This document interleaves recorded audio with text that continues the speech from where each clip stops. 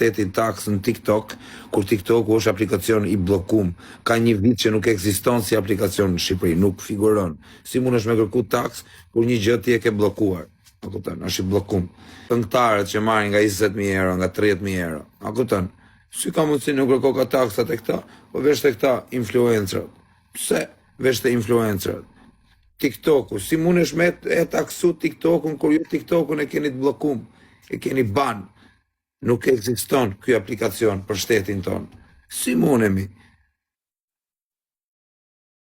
Paguj kur të unë me nipte me gjone, unë kam pas nipti pari nga të gjithë influencerët, po të shkoj nesër atje e anë është ta shofi herë dhe të flasë. Unë jam shumë rregull dhe shoku, se unë do i paguj, po TikToku e bishë nuk më duket normale me kërku taks për TikTokun kur shteti e ka bllokuar këtë lloj aplikacione dhe kërko ka taksa.